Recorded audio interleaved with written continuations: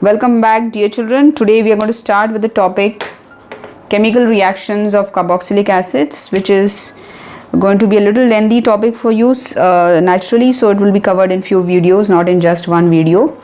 To understand what are the various reactions of carboxylic acids, I'll be just drawing a figure in front of you, and which will help me to explain and help you to understand in a better way.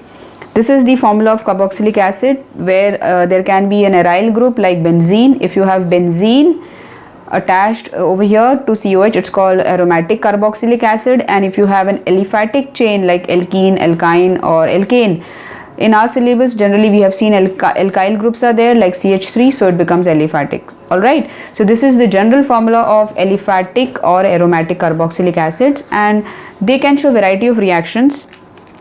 The first reaction which we'll be talking about is, as you can see on the left hand side, there's an aromatic part over here. And what kind of aromatic reactions can you show is, of course, you have studied all three or chapters.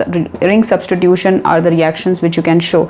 That is nothing but electrophilic substitution reactions. Okay, so first reaction of carboxylic acids, let's say, is this one, electrophilic substitution reactions, where we have talked about, let me enumerate few of them. Like for example, we have done nitration, we have done sulfonation, we have done Friedel-Crafts alkylation, we have done Friedel-Crafts acylation, we have done halogenation, and so on and so forth.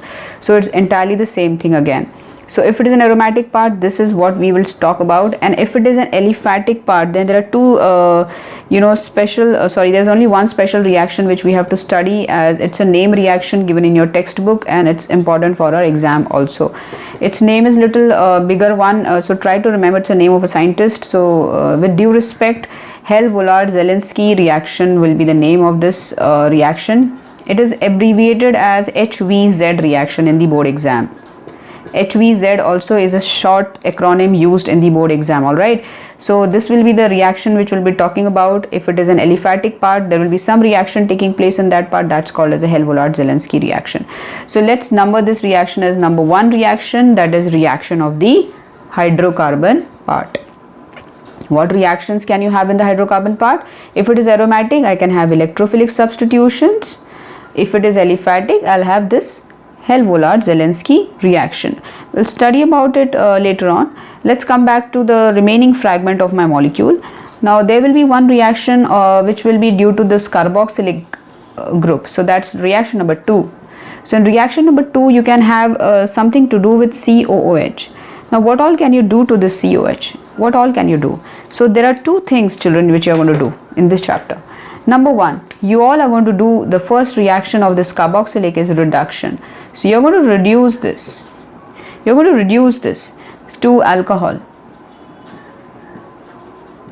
So this is the first thing which you're going to talk about. The second thing which you're going to talk about is you can remove this CO2. So when you remove that CO2, it's called decarboxylation. This is what we are going to study. So there are a lot of interesting, important reactions over here, important for exam, interesting for ourselves. Decarboxylation is nothing but removal of the CO2 from the carboxylic acid, and it gives rise to the formation of hydrocarbon. Naturally, CO2 if you remove, you'll get RH. There are two types of decarboxylation which we are going to talk about. We have already studied in class 11th. Thermal decarboxylation, coal-based decarboxylation. So this is what we are going to talk about. The next reaction which we'll be dealing with is reaction number 3, which is going to talk about the cleavage of CO bond. This is the reaction number 3. Let's write it. So in reaction number 3, children, naturally, if you remove the COH bond, you are going to definitely put something out in place of that, isn't it? So if you remove OH and you substitute it by some other groups, what do you get? What do you get? You get derivatives. So in reaction number 3, you're going to talk about formation of derivatives, that is substitution of OH by different groups, giving rise to the formation of derivatives like esters, acyl halides, acid anhydrides, and amides. Alright, so those reactions you're going to talk about. How many reactions will be there? 4 reactions, right? Just now I mentioned 4 things: esters, acetamides, acid halides, and amides. So these are the 4 reactions which we'll be talking about. Excuse me. And now we go to the last 4th reaction. The fourth reaction will be the one in which the OH bond will break. When I put an acid in water, the OH bond breaks. What happens? The H plus comes out. What is H plus? Acid. So the fourth reaction talks about the acidity of carboxylic acid, an interesting topic for you for exam, for give reasons. Why is this acid a stronger one than the other one? We can answer nicely. So remember children, here we have interesting reactions to be covered up. In acidity, again we'll be talking about in great detail what reactions are there. So these are the four reactions. One by one we are going to deal with them. I would advise you to draw this flow chart in your notebook for revision just before your exam. You can have a quick look at this and understand this is ring substitution. What all I can do here? Oh, this is HVZ. What is HVZ? So this will give you a quick review of what the reactions are all about. Let's do first this reaction, acidity. It's very simple. Children, we are going to talk about the acidity, the first reaction, so we have to pay full attention over here. This is the formula of carboxylic acid. Remember that it is going to act as an acid only in the presence of water. Alright, like for example, you take medicine. Your medicine is not going to work if water is not there. If you take water, then the medicine dissolves, its reaction begins, its metabolic activity starts in your body, and so on. So in the same manner, we can say that this carboxylic acid, which is a weak acid, not very powerful also, when reacts with water, there's an equilibrium which is getting established. The H plus of carboxylic acid is taken by the water. Acid, base, right? Acid, this is base. So it gives me RCOO minus. So acid becomes a base and the base becomes acid. This is already learnt by us in the chapter equilibrium, I think in class 11th. We'll write a word, conjugate, conjugate, conjugate. Remember this, conjugate. So definitely children, there's an equilibrium here, and every equilibrium is identified by a characteristic constant called as equilibrium constant. We write it as Kc. What is Kc? Kc is going to be the product, multiplication of the molar concentration of the products. Look at this, multiplication. So we are going to say it is the product of the molar concentration of the products raised to their stoichiometric coefficients divided by the product of the molar concentration of the reactants raised to their stoichiometric coefficients. It's a very big sentence, but when we write it, it's quite simple. Let's write it. RCOO minus molar concentration. Look at the symbol. Molar concentration means square bracket. H3O plus. What is the stoichiometric coefficient? 1, 1. So 1, 1. No need of writing actually. Over here, what is the reactant? RCOO minus. Okay. Oh, sorry, RCOH, RCOH and water. Water is taken in large excess. Naturally, water is not little. If you take 1 ml of acid, 100 ml of water would be there, I think approximately. So we'll say it's an excess. So something which is an excess hardly undergoes any change during the reaction. So hardly some amount of it would have got lost. So if it is already not changing, it's remaining almost the same. Its concentration is not going to vary, appreciably. So why to take it over here? Let's treat it as a constant rather. So we are going to treat it as a constant. Molar concentration of water is nothing but how many moles are there in 1 liter of water? 55.55 moles per liter. Okay, 1 liter water has how many moles of water? 55.55. So we are just, how did we get this? We have already known this in class 11th. How do we get this? Number of moles is equal to mass in grams upon molar mass. Mass in grams upon molar mass. So how much is the mass of 1 liter water? How much is the mass of 1 liter water? 1000 grams. What is the molar mass of water? 18 grams per mole is the molar mass of water. When you do this calculation, you will get this 55.55. Okay, so this was just a quick idea. Naturally, when we take this constant out here, we transpose this, we shift this, we'll get Kc multiplied by water is equal to RCO2 minus, look at the short form I'm writing. Okay, RCO minus I'm writing is RCO2 minus. This is also, it's absolutely fantastic way of writing. H3O plus upon RCOOH. So this is the final thing. Constant into constant is another constant. Constant into constant is equal to another constant, that is this, and then you write down RCO2 minus H3O plus divided by RCOH. So children, this is what I wanted to show you actually, that this is the what is that dissociation constant of an acid. This is the meaning. Dissociation constant of an acid is directly proportional to the concentration of protons it is releasing out. Higher the protons, more will be the Ka. So we can say that acidity can be judged, that if are you a strong acid, so we can judge you by looking at the value of your Ka, that is dissociation constant of an acid. So it's important point. There's another point which we all have seen, like pH is equal to minus log of H plus. Same way there's pKa is equal to minus log of Ka. Alright. So the way we have pH, the same way we are treating this. So it's easy to report the values of pKa, because the values of Ka can be very small. They can be very small. So it becomes very inconvenient for us to express those values. So to convert them into a better number to handle, we are using this concept of pKa. So it's common sense. Pk is equal to 1 upon log Ka. So if Ka is more, the Pk is going to be less. So this is how we can be asked questions in the exam. They will be giving you pK values of 2 or more acids and ask you which one is the stronger one. Let us say pK is 10 raised to 3, pK is 10 raised to 4. So when we compare, naturally children, as we have seen that higher the pK, weaker is the acid. So this acid with the value of 10 raised to 4 is going to be a weaker acid, because how are we going to write in exam?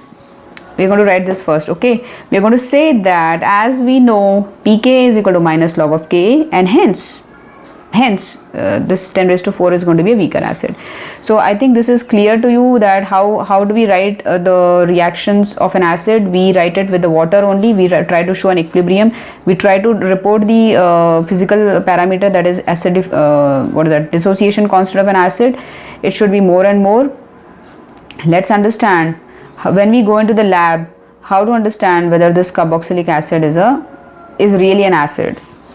The reaction which we can do to prove that a particular compound of organic chemistry like alcohols, phenols are acids are just to add sodium metal in them, because it's a very basic metal and it's going to be releasing the electrons, and then we will be getting this H can come out and we'll be getting RCOO minus plus Na plus. So naturally this Na plus will just come in the vicinity of it, because sodium has lost its electron, and the H plus which is coming out from here is going to receive that electron. It becomes nascent hydrogen. Alright, we cannot write one H in exam. We are just going to write half H2 gas coming out like that. So this is the reaction children which we are going to write down in the exam. This is the first reaction which I am going to write down in the exam, that it is an acid. It releases bubbles of hydrogen gas. This word has to be mentioned, bubbles or effervescence. This can be a distinguishing test. Blue litmus, of course, solution you all have done in the lab. Your teachers might have taken last year, or maybe in this lower classes, 10th standard also you have seen that if we add blue litmus solution or blue litmus paper to acids, they will immediately change it into red color. These are stronger acids comparatively, so the color will change instant red. Then we have red means they don't expect bloody red color, it will be normal light red color.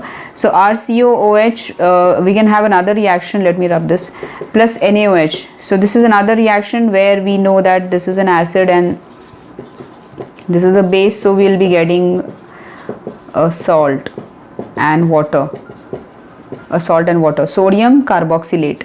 Suppose it was CH3, let's write some examples. So it was ethanoic acid, so I'll be getting sodium ethanoate. So this, I cannot use this as a distinguishing test because I am not seeing anything happening in the test tube, because this is a colorless product. I cannot see it, neither can I see any gas coming out. So if asked a question on distinguishing test, so this looks like a fantastic test, because here we can see bubbles of hydrogen gas coming out. Let's understand now how to make a particular acid a stronger acid. What factors govern the strength of an acid? When we talk about the factors, let's take example of CH3COOH. So an acid is going to be stronger when its conjugate base is going to be stabler. So when acetic acid is dissolved in water, it will give me CH3C double bond O minus plus water coming as protonium ion like this. So this is what we get, and this conjugate base carboxylate ion, this is called as, okay, remember this word, carboxylate ion. It should be very, very stable. Now is this stable? You can see here there's so much of electron donation coming from the left hand side, so it's going to destabilize my this COO minus, because it's already negatively charged and you're further supplying the electrons from the left hand side, so the intensity of negative charge increases on the carbonyl carbon. That's not a good situation. So I can just write one thing over here, unstable. So since this conjugate base is unstable, the reaction will be more shifting towards the left hand side, and the forward reaction will be less in magnitude. So the reaction will not proceed much in the forward reaction, but it will be much in the backward reaction. So how to make this acid a stronger one? If I put some electron withdrawing groups, like for example if I put Cl over there instead of hydrogen, and I write this compound, that is trichloroacetic acid, so it on hydrolysis, on addition of water, is going to give me CCl3 and C double bond O minus. So I'm going to get this trichloro ethanoate ion. This was trichloroethanoate, so this is this was ethanoate, so this is trichloroethanoate. Is this stable? Are you pulling the electrons? Yes, we are. So look at this. So yes, there are some good groups over here, there are some minus I groups over here, electron pulling groups over there, which will pull the electrons of the carbonyl carbon towards themselves. This will help me in diminishing or reducing the negative charge over here. Of course, delocalization is taking place by resonance also. Definitely resonance is there. So there is going to be the stability achieved via minus I effect of Cl, as well as the resonance stability will be there. So resonance stability plus minus I effect factor will stabilize this compound. So what we study here is that the electron withdrawing groups, like halogens are there, cyanides are there, or any group which pulls the electrons towards itself, nitro is there for example. So electron withdrawing groups, they will help in pulling the electrons towards themselves, and which will in turn make the bond very, very polar. This bond, OH bond, is going to become very, very weak and polar. That means O becomes highly negative, hydrogen becomes highly positive, because you are pulling the electrons of hydrogen. Oxygen is pulling the electrons of hydrogen, carbon is pulling the electrons of oxygen, this C is pulling the electrons of this C, this Cl is pulling the electrons of this C. So in this manner, the minus I effect has caused a very drastic effect on the polarity of the OH bond and the strength of the OH bond. The polarity has increased, and increased means O has become highly negative, H has become highly positive, the strength has decreased. So our point is, electron withdrawing groups, they will increase the polarity of OH bond. This is the language we are going to write in the exam. They increase the polarity of OH bond by pulling the electrons, and they help in release of thus they help in the release of protons, number one, and second factor is that they also help in stabilizing the conjugate base. So these are the 2 points which are looked for in the exam: stability of conjugate base. So if you have some groups or substituents in your formula which can do this job, which can pull your electrons, which can stabilize your conjugate base by pulling the electrons, then that acid is going to be a very strong acid. So I think this is extremely clear. And similarly, if you have electron donating groups, they will be doing the contradictory thing. They will be decreasing the polarity, they will be making the conjugate base extremely unstable by intensifying the charge. So we are going to use these kind of words in the exam. In this case, withdrawing the electrons. In the other case, you will say giving the electrons, increasing the negative charge and all that. Similarly, you can have benzene also over here. So if you have benzene, then benzene also is going to be not a very strong acid. But if you attach groups like electron withdrawing groups like nitro or halogens at special positions, that is ortho and para positions, they will again increase the acidity of that particular acid. So how are they going to do that? Is just because they are going to pull the electrons more towards themselves. So I think this is clear. So we have finished the first reaction, that is acidity of carboxylic acids, wherein we talked about how to identify whether a particular compound is an acid.